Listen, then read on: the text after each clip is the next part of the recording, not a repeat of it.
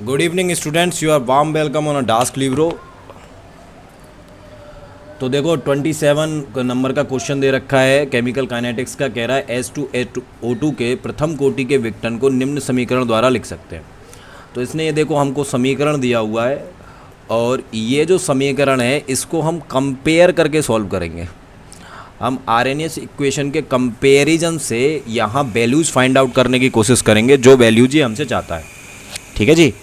तो easy question है, बस आपको आरएनएस फॉर्मूला पता होना चाहिए। क्या कह रहा है, ईए की गणना कीजिए, तो हम ईए निकाल देंगे और कितने ताप पर इस अभिक्रिया की अर्धायु 256 मिनट होगी। तो ये तो सेकेंडरी क्वेश्चन है, यहाँ पर अपन को के की ज़रूरत पड़ेगी। ठीक है ना। तो इस रिएक्शन से हमको एक तो के निकालना पड़ेगा कि रिएक्शन कांस्टेंट कितना है, और दूसरा हमें ईए निकालना है। ईए निकालते ही यहाँ पर हमको टेम्परेचर बताना है कि कितने ताप पर, तो ताप और यहाँ के की आवश्यकता पड़ेगी। ठीक है। तो हम क्या जानते हैं, हम जानते हैं सबसे पहले हम आरएनएस का समीकरण लिखेंगे। हम जानते हैं आरएनएस समीकरण से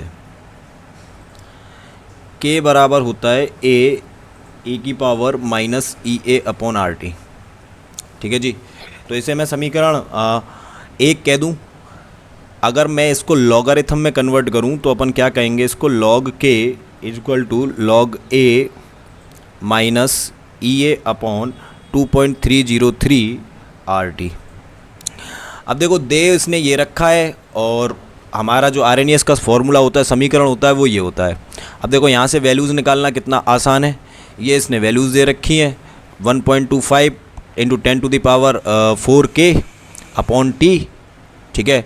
और 14.34, तो लॉग ए की वैल्यू तो यहाँ सीधी सीधी हमें पता चल रही है 14.34 है। तो हम क्या कहेंगे कि माना ये समीकरण हमारा एक है और जो दिया हुआ समीकरण है वह दिया हुआ समीकरण है लॉग के इक्वल टू 14.34 माइनस 12.5 इंटू 10⁴ के अपॉन टी। ठीक है बेटा जी। इसे समीकरण 2 कह लें। तो समीकरण 1 व 2 की तुलना से, समीकरण 1 व 2 की तुलना से हमें क्या पता चला, लॉग ए की जो वैल्यू है वह है 14.34। लॉग ए की वैल्यू कितनी है 14.34 और minus E A upon 2.303 R T बराबर है माइनस 12.5 इंटू 10⁴ के अपॉन टी। तो बेटा जी यहाँ टी से टी कट गया। ठीक है। और इसको जब अपन सॉल्व करेंगे तो इसका वैल्यू आएगा ई ए बराबर 12.5 इंटू 10⁴ के इंटू 2.303 इंटू 8.314। यहाँ मैं आर की वैल्यू रख रहा हूँ 8.314 जूल पर केल्विन पर मोल। तो केल्विन से हमारा केल्विन कट जाएगा और ये आपका रह जाएगा जूल पर मोल। तो ई ए की जो वैल्यू आ रही है वो आ रही है 239.3393 इंटू 10⁴ जूल पर मोल। तो आप इसे कैलकुलेट करोगे तो यहाँ से हमें ई ए की वैल्यू पता चल गई। यही ई ए की वैल्यू वह वैल्यू है जो वह हमसे पूछ रहा था। आप चाहो तो इसे किलोजूल में निकाल सकते हो। इसके लिए आप किलोजूल के लिए आपको 1000 से डिवाइड कर देना है और डिवाइड करने पर इसकी किलोजूल की वैल्यू आ जाएगी।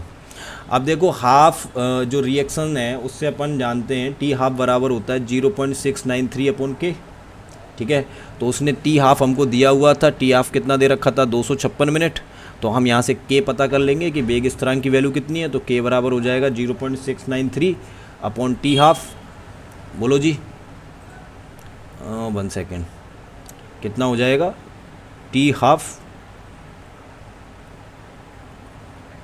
तो के बराबर हो गया 0.693 अपॉन 256 मिनट इनवर्स। ठीक है बेटा जी। अब इस वैल्यू से हम के का पता करेंगे तो के की वैल्यू आएगी 4.15 इंटू 10⁻⁻5 सेकेंड इनवर्स। तो मैंने इसको सेकेंड में कन्वर्ट कर लिया है और ये जो वैल्यू है वह हमको के की मिल जाएगी। अब करना क्या है, पूछ क्या रहा है वो हमसे पूछ रहा है कि कितने ताप पर, टेम्परेचर यहाँ पर हमसे वो पूछ रहा है कि इस अभिक्रिया की अर्धायु 256 मिनट होगी।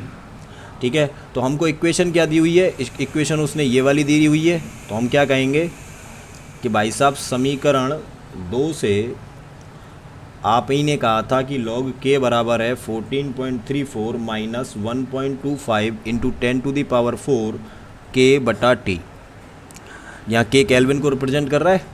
तो अब भैया हमने k की वैल्यू अभी पता की है, तो ये कितनी हो गई log 51 इंटू 10⁻⁻5 14.34 माइनस 1.25 इंटू 10⁴ बटा टी के।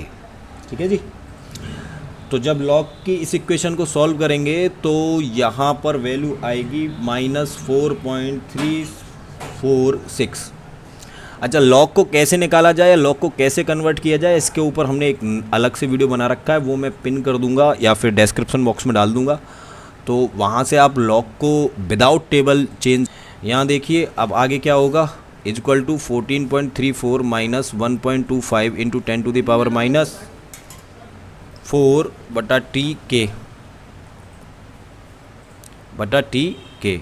तो 14.34 को इधर ले आते हैं, 14.34 को इधर लेकर जाएंगे तो ये हो जाएगा 4.346 minus 14.34 equal to minus 1.25 into 10⁻⁻4 के बटा टी।